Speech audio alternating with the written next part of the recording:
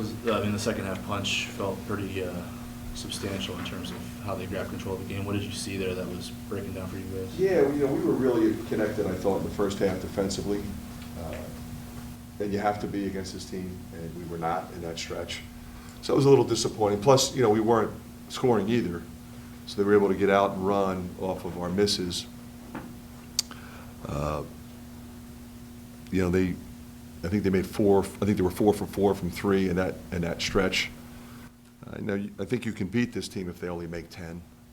10's not a great number, obviously, but if they're making 14, 15, it's going to be virtually impossible to beat them. So you take that stretch out of there. I thought we were there, but we weren't there. Are we switching? Are we not switching? We're sort of up on the ball screen, but not really.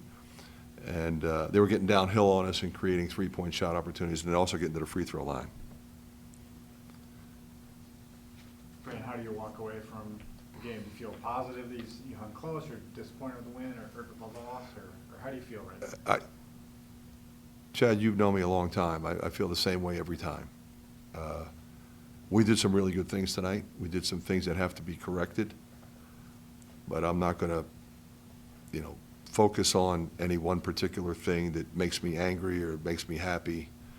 I wanted to get 10 guys playing time. We were able to do that. The young guys were able to get some quality minutes and execute and get the opportunity to play through their mistakes.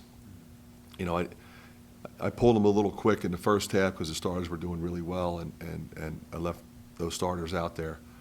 And the young guys were really good, in the second half, fighting to help get us back in there, and then the starters came back and did well. So a lot of good things, but things that clearly, if you're going to beat a team of that caliber, that you can't do. Is Cricket giving you everything that you thought he would? He's been really good, it looks like. Recruiting is different now, especially in the springtime, because then you have when you sign guys early, you have what you think you need, and then when you get to the spring, then you know what you need. And we were pretty sure Chris was going to go pro, and he did. So we needed a front court guy that could be an impact player that fit kind of how we play. And we looked at a lot of players. There's a lot of guys in the portal, as you know, and he was the guy we targeted. And we were really excited to get him because he fits our program in every way. So not only in terms of how he plays the game, how he fits with our style, how he understands the game, but just kind of who he is, how he is in the locker room. He is everything you want as a coach in terms of work ethic and character and understanding teamwork and commitment to winning. So, my only disappointment is I only get to coach him for 1 year. It's 80-63. You bring in the freshman plus Josh in the second half, and they kind of claw back, I guess. Yeah. What do you have to say about that group, and also, Lodgy and Owen, 8 points apiece in a tough road? They were terrific, both of them. I thought Price was really good when I put him back in there. Brock was really trying to get things going. Sometimes you got to penetrate and kind of keep your dribble against them. When he got the big fella in there protecting the rim, it's not like you can just get down and lay it up easy. So you got to draw the defense and kick it back out and drive the close out. So he understood that. So he was trying to execute all of that. But at the end of the day, those four guys didn't play like freshmen, and that's not surprising to me, quite frankly. That's who they are.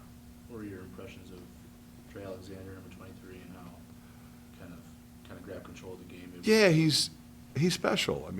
He makes threes. He makes plays off the bounce. He plays both ends.